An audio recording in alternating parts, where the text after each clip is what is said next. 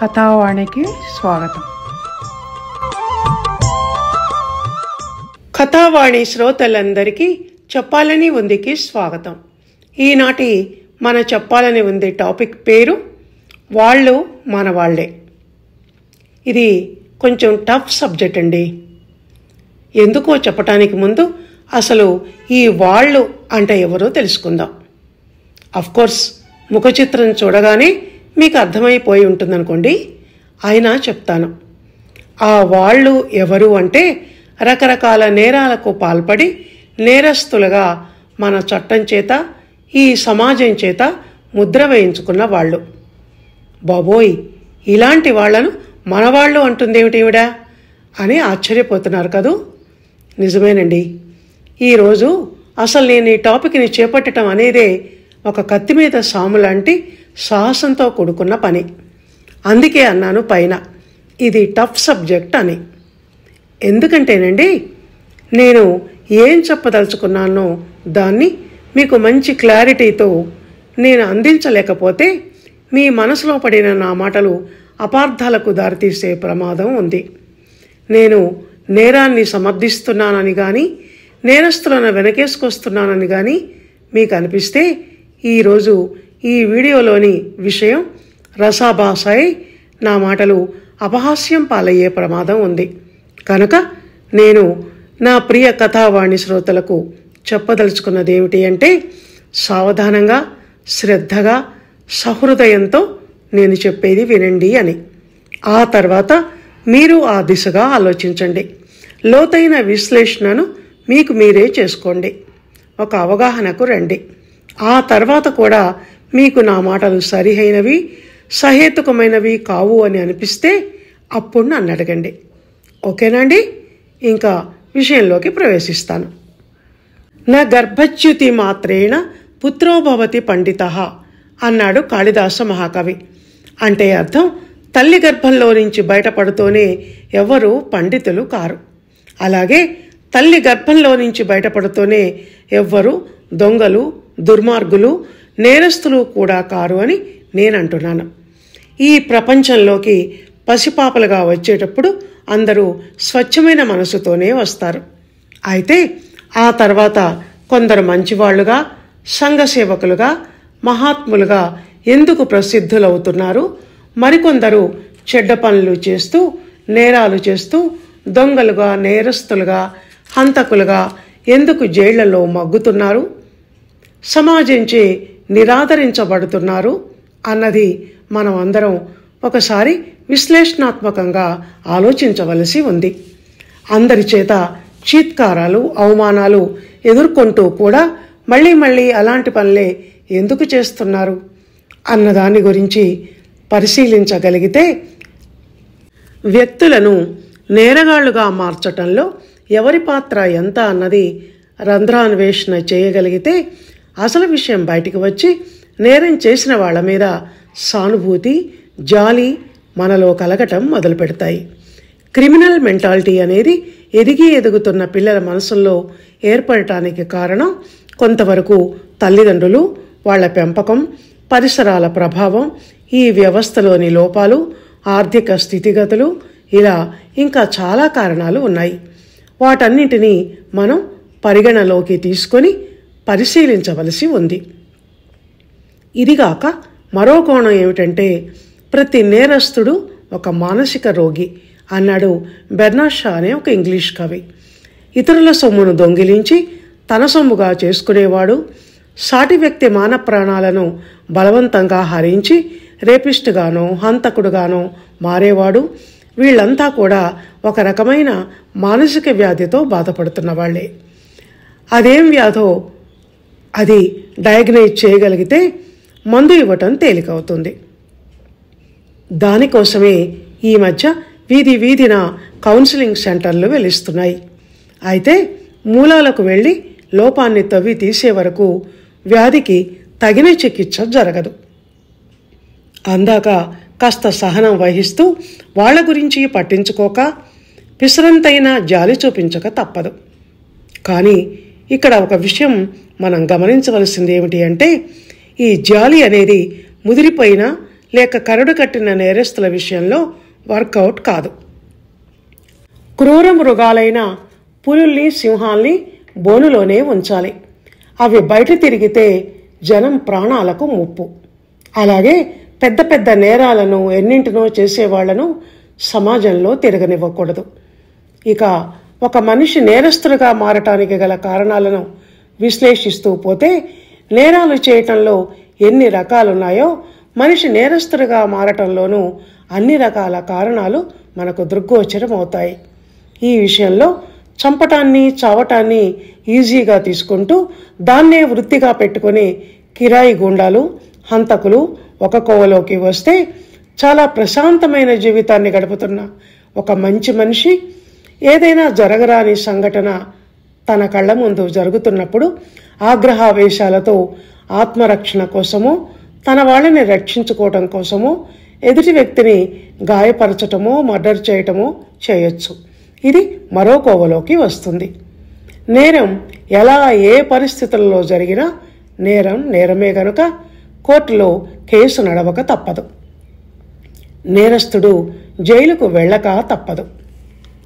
పల్లెటూర్లలో యువకులు ఈవ్టీజింగ్లకు, దొంగతనాలకు తలపడినప్పుడు చట్టాన్ని చేతిలోకి తీసుకొని స్థానికులు వాళ్లను ఘోరంగా కొట్టడం చేస్తుంటారు.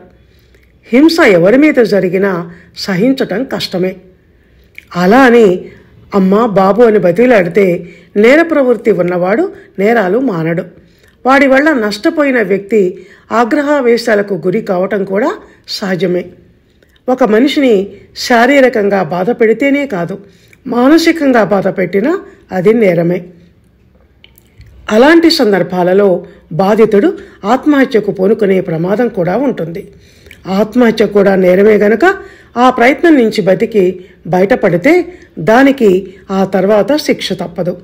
సాధారణంగా డొమెస్టిక్ వైలెన్స్లో ఇలా జరుగుతుంటుంది. ఇంకా హాస్టల్లో ఉండే పిల్లలను టీచర్లు, హాస్టల్ సిబ్బంది టార్చర్ చేస్తే ఇలాంటి దుర్ఘటనలు జరుగుతుంటాయి. అసలు నేరం అనేది జరగకూడదు, కానీ ఒకసారి జరిగితే బాధితుడే కాదు, నేరస్తుడి జీవితం కూడా అధోగతి పాలవుతుంది. కోర్టు విధించే శిక్ష కన్నా ఎక్కువ కుటుంబ సభ్యులు, ఇరుగు పొరుగు, సమాజం వేసే నేరస్తుడు అనే ముద్ర అతనికి భవిష్యత్ అనేది లేకుండా చేస్తుంది.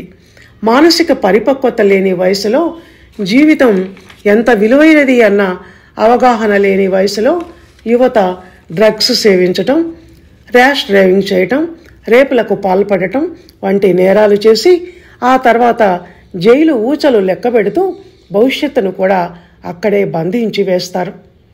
నేరస్తులు నేరం చేసేటప్పుడు నేను నేరం చేయటం వల్ల పట్టుబడితే నేనొక్కడే కాదు, కుటుంబం మొత్తం ఆ ప్రభావానికి గురవుతుంది, మానసికంగా అవమానాల పాలై చిత్రహింసను అనుభవించాల్సి వస్తుంది అన్న స్పృహ నేరం చేసే ముందు ఆ వ్యక్తిలో ఉంటే అసలు నేరం అనేదే జరగదు. అన్నిటికీ కారణం అజ్ఞానమే అని పెద్దలన్నట్టు నేరాలకు కూడా మనుషుల అజ్ఞానమే కారణం. కథావాణి శ్రోతలు, ఇప్పుడు నేను చెప్పబోతున్న విషయాన్ని వింటూ ఆ దృశ్యాన్ని ఊహించుకోండి. ఆ తర్వాత దాని గురించి సీరియస్గా ఆలోచించండి, నిజాయితీగా కూడా. ఒక నేరం జరిగినప్పుడు అది టీవీలోనో పేపర్లోని వార్తలోనో కనిపించినప్పుడు తలవంచుకొని దీనంగా నిల్చున్న నేరస్తుని చూస్తుంటే మనకు పిచ్చి కోపం వస్తుంది. తన్నండి, కొట్టండి, చంపండి, 4 బజార్ల కూడల్లో వాడిని ఉరిదీయండి అంటూ మనం కూడా ఆవేశపడిపోతాం, కోపం తెచ్చుకుంటాం. కానీ ఆ నేరస్తుని ప్లేస్లో మన పిల్లవాడో పిల్లనో ఉంటే మన మనస్థితి ఎలా ఉంటుంది? ఒకవేళ అనుకోకుండా ఆ ఊహనే నిజమైతే అప్పుడు మనం ఏం చేస్తాం? వాణ్ణి ఆ కేసులో ఇరుక్కోకుండా లంచాలు తినిపించి రికమెండేషన్ పెట్టి అయినా వాణ్ణి ఎలా బయటికి తీసుకురావాలి అని తెగ ప్రయత్నాలు చేస్తాం. చేతులకు సంకెళ్లతో పోలీస్ జీబులో ఎక్కుతున్న కొడుకుని చూస్తే గుండె చెరువవుతుంది ఏ తల్లికైనా తండ్రికైనా. కుటుంబం మీద ఒక మచ్చ పడుతుంది. వేరే వాళ్ళు నేరస్తులైనప్పుడు మాత్రం మనకు కోపం తప్ప చీమ కుట్టినంత బాధ కూడా కలగదు.